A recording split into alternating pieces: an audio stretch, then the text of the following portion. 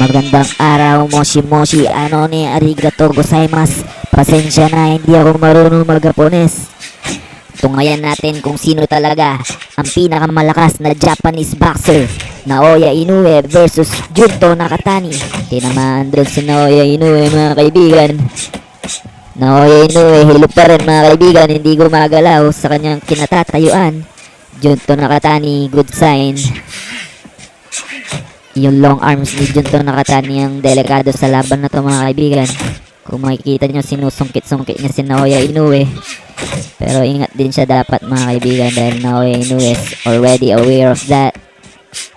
Junto Nakatani keeping his guard up. Naoya Inoue tumatayo lang sa harap ni Junto Nakatani. Hindi magandang senyales, mga kaibigan. Kailangan niyang ikutan yung Junto Nakatani dahil napakahaba ng mga kamay niya, mga kaibigan. Hindi pwedeng bato lang ng bato. Naoya Inoue sumusugod. Junto Nakatani gustong yumakap, mga kaibigan, hindi kumapit. What I love about this fight is it seems like it's going to be offensive fight rather than defensive fight.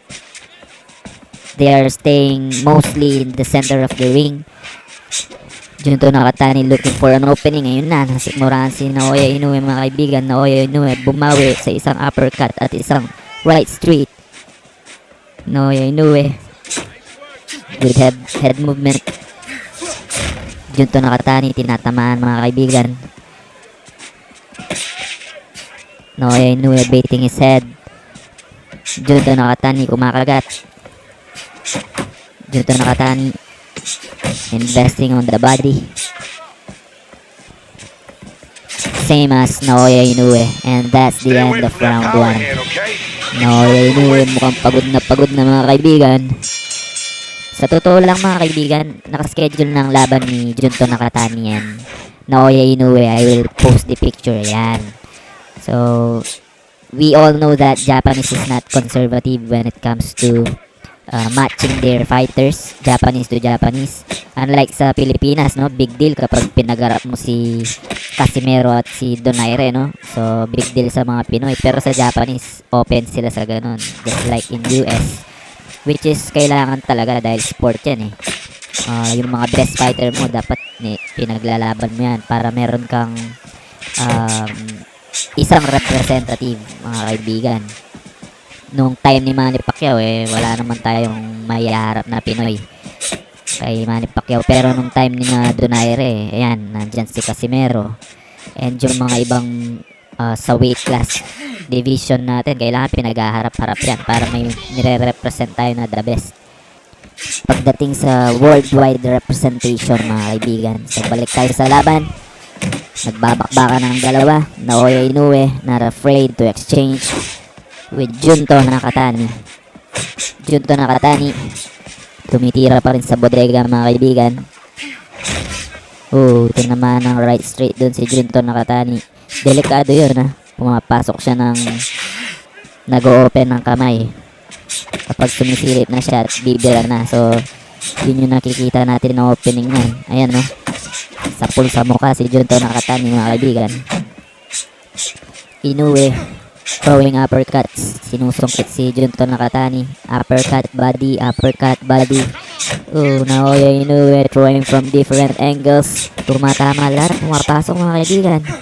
Junto Nakatani needs to be vigilant when it comes to his defense. Masikmurahan siya doon, no? Hindi niya nakikita. Nakakalusot si Naoya Inoue that easy. Nakatani, inis na inis. Magana muka. We are now on round 3. Nakatani continuing to invest in the body. Right straight.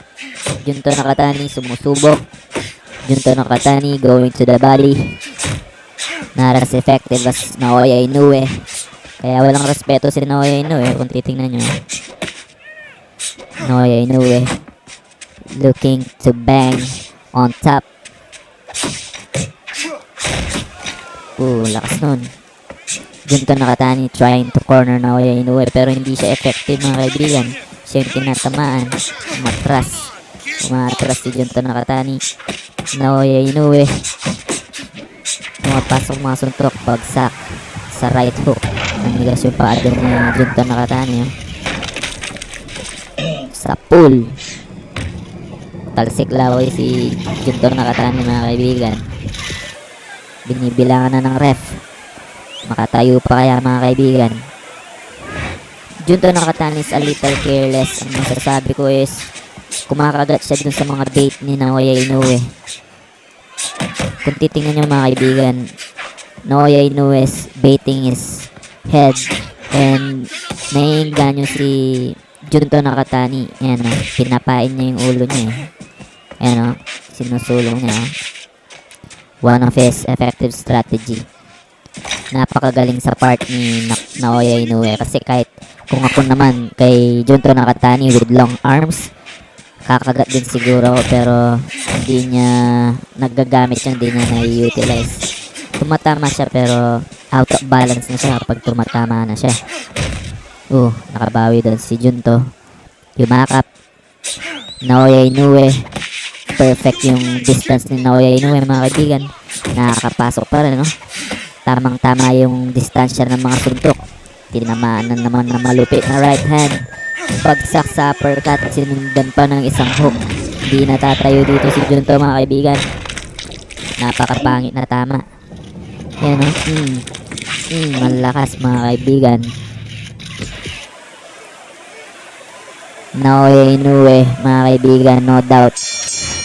He's the best Japanese boxer in the history of boxing in Japan mga kaibigan. Congratulations Naoya Inoue. Magpagaling ka, Junto Nakatani. My name is Team Sports and I'm out. Lakas ng Pinoy, hands up high, we're bringing the noise. Sports.